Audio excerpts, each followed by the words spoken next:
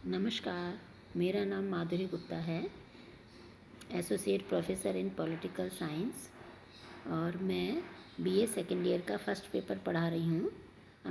उसमें हम पढ़ रहे हैं अमेरिका का संविधान। इससे पहले वाले वीडियो में हमने शक्ति पृथक्करण का सिद्धांत पढ़ा था और साथ में नियंत्रण एवं संतुलन का सिद्धांत देखा था। आज हम देखेंगे अमेरिका में संघ व्यवस्था। हम सब जानते हैं कि अमेरिका में संघ व्यवस्था विद्यमान है और अमेरिका के जो सभी लोग इस बात पर एकमत हैं कि उनके देश में शासन का केवल संघीय रूप ही संभव है। सब यही जानते हैं, समझते हैं कि इतने विशाल भू क्षेत्र के लिए या भूभाग के लिए केंद्रीय व्यवस्था यदि संभव नहीं यानी एकीकृत प्रणाली असंभव नहीं तो अव्यावहारिक अवश्य होगी। और जिस तरह से ब्रिटेन संसदीय प्रणाली के लिए प्रसिद्ध है या जन्मदाता कहा जाता है, उसी तरह से अमेरिका संघीय प्रणाली का जन्मदाता है और यहाँ की संघीय व्यवस्था विश्वविख्यात है। और अमेरिका में संघात्मक प्रणाली का जन्म 1787 में जब संविधान का निर्माण हुआ था, तब इसमें 13 राज्य सम्मिलित थे और इसे अमेरिका का संयुक्त राज्य कहा गया और वर्तमान में इसमें 50 राज्य सम्मिलित हैं। और संघात्मक शासन उसे कहा जाता है जहाँ संविधान के द्वारा शक्तियाँ केंद्र एवं राज्य में बटी हुई होती हैं। संविधान देश का सर्वोच्च कानून होता है और जो केंद्र व राज्यों के संवैधानिक झगड़ों का निर्णय करता है। तो इस प्रकार से संघात्मक शासन प्रणाली में दो तरह का शासन होता है, एक तो केंद्र का शासन और दूसरा प्रांतों का शासन। और इन दोनों शासनों का कार्यक्षेत्र, अधिकार शेष क्षेत्र स्पष्ट रूप से सीमांकित रहते हैं, उनके बारे में स्पष्टतः लिखा होता है। फाइनर ने भी लिखा है कि संघ राज्य वह राज्य है जिसमें अधिकार और शक्तियों का एक भाग तो स्थानीय क्षेत्र में निहित होता है और दूसरा भाग केंद्रीय संस्था में निहित होता है। साथ ही इन दोनों में से किसी को दूसरे के अधिकार एवं शक्ति अपहरण करने का अधिकार नहीं होता है। कहने का अर्थ है कि यहाँ अधिकार एवं शक्तियाँ बटी हुई होती हैं, एक केंद्र में और दूसरा राज्यों में, और कोई भी एक दूसरे के अधिकार एवं शक्तियों का अपहरण नहीं करता है। और डायसी ने भी संघ शासन के लिए 3 तत्वों को आवश्यक बताया है। पहला है लिखित संविधान, दूसरा शक्तियों का वितरण और तीसरा है सर्वोच्च न्यायालय। तो और इसी तरह मुनरो ने भी लिखा है कि अमेरिका का संविधान संघ शासन प्रणाली का एक अनुपम उदाहरण है, जिसने अनेक संकटों के झकोरे सहे और जो 13 राज्यों से 50 राज्यों में फैल गया। आज हम देखेंगे कि अमेरिका में संघवाद प्रणाली को क्यों अपनाया गया।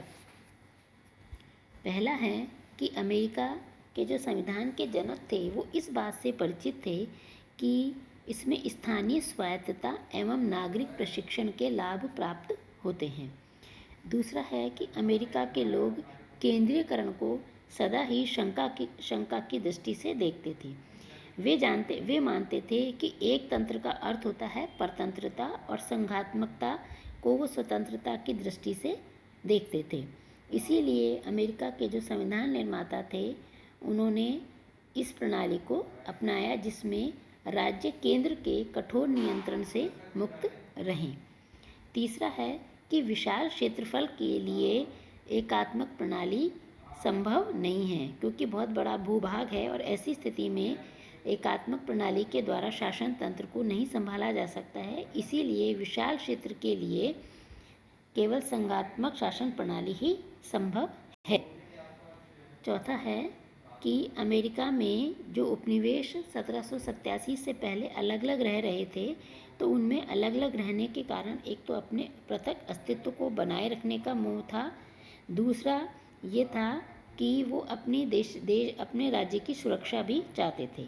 इसीलिए इन उपनिवेशों ने पृथक अस्तित्व के मोह को और सबकी एकता, इन दोनों को बनाए रखने के लिए जो प्रणाली का चयन किया वो संघीय व्यवस्था में पूरी होती है। और ये आगे है संघात्मकता के लक्षण। इनमें पहला है संविधान की सर्वोच्चता।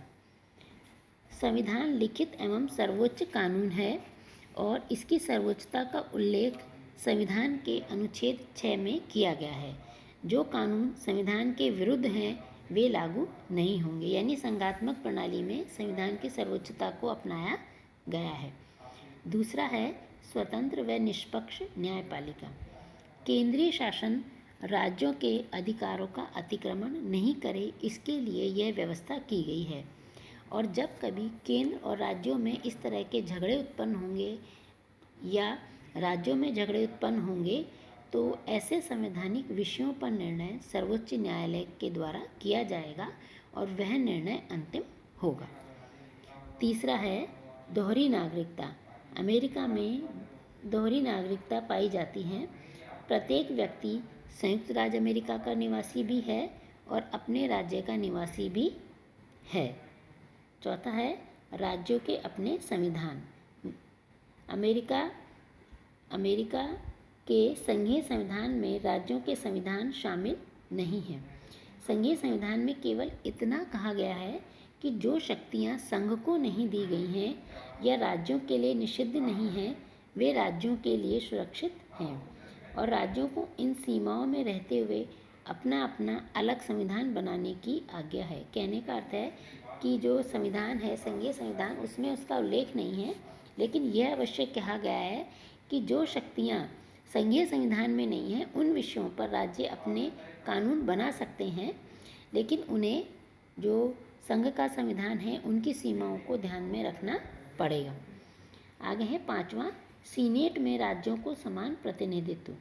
अमेरिका में जो सीनेट है वो कांग्रेस का उच्च सदन है और उनमें चाहे छोटा राज्य हो या बड़ा राज्य हो, सबको समान प्रतिनिधित्व दिया गया है और इस प्रकार प्रत्येक राज्य को उसमें 2 प्रतिनिधि भेजने का अधिकार है। छठा है द्वैध शासन। जैसे कि नाम से स्पष्ट हो रहा है, द्वैध यानी 2। तो अमेरिका में 2 प्रकार का शासन है या 2 तरह से शासन चलाया जाता है और देश में शासन के 2 प्रकार हैं। एक तो केंद्रीय शासन और दूसरा है राज्यों का शासन। केंद्रीय शासन के अतिरिक्त अमेरिका के 50 राज्यों में अलग अलग संविधान भी है और शासन भी है, यानी केंद्र का शासन अलग है, संघात्मक संविधान है और 50 राज्यों के अपने संविधान भी हैं और उनकी शासन व्यवस्था भी है। और केंद्रीय शासन की भांति ही जैसे कि केंद्र में कांग्रेस है, कार्यपालिका के रूप में राष्ट्रपति कार्य करते हैं और स्वतंत्र एवं निष्पक्ष सर्वोच्च न्यायालय है, उसी तरह से राज्यों की भी पृथक से कार्यपालिका है, व्यवस्थापिका है और न्यायपालिका है। तो इस तरह से द्वैध शासन प्रणाली विद्यमान है। अगला है 7वां, संविधान संशोधन में राज्यों की भूमिका। जब यहाँ पर संघात्मक प्रणाली को अपनाया गया है और राज्यों के पास में बहुत सारे अधिकार और शक्तियाँ हैं, तो उसी तरह से संविधान में संशोधन में भी राज्यों की महती भूमिका है और इसीलिए वहाँ परिवर्तन आसानी से नहीं हो पाते हैं। अमेरिकी संविधान के संशोधन में राज्यों का महत्वपूर्ण हाथ होता है और संशोधन के लिए कम से कम 3/4 राज्यों की सहमति आवश्यक है, यानी 50 राज्यों में से कम 34 राज्य जब सहमति देंगे तो संविधान में संशोधन होगा, या फिर कांग्रेस के दोनों सदनों के सदस्यों का अलग अलग 3/4 बहुमत हो, यानी प्रतिनिधि सदन में भी 3/4 बहुमत होना चाहिए और सीनेट में भी 3/4 बहुमत प्राप्त होगा, तब संविधान में संशोधन किया जा सकेगा। और कांग्रेस में तो हमें पता ही है कि सीनेट में तो राज्यों का प्रतिनिधित्व करती है, तो अतः जब तक 3/4 राज्य नहीं चाहेंगे संविधान में संशोधन नहीं होगा। तो इस प्रकार संविधान में संशोधन की प्रक्रिया अत्यंत कठोर है, इसीलिए अमेरिका के संविधान को, जैसे कि हमने आगे पढ़ा था, कठोर संविधान कहा जाता है। और अब तक के जब से संविधान निर्मित हुआ है 1789 से लेकर अब तक इसमें केवल 27 संशोधन ही हुए हैं। आगे है शक्तियों का वितरण। अमेरिका में संघ और राज्य की सरकारों को संविधान के द्वारा पूर्ण मान्यता प्राप्त है और उसके अनुसार उन्हें अलग अलग इकाइयों के रूप में माना जाता है।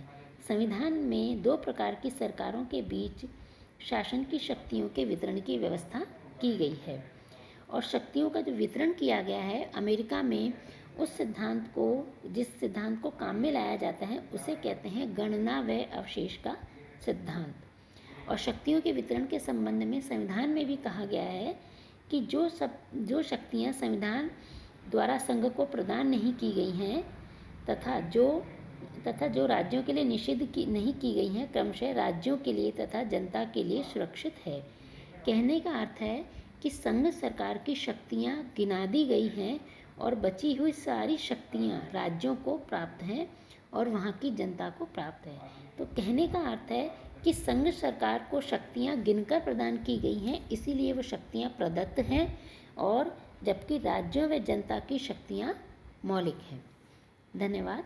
आज का लेक्चर यहीं समाप्त होता है।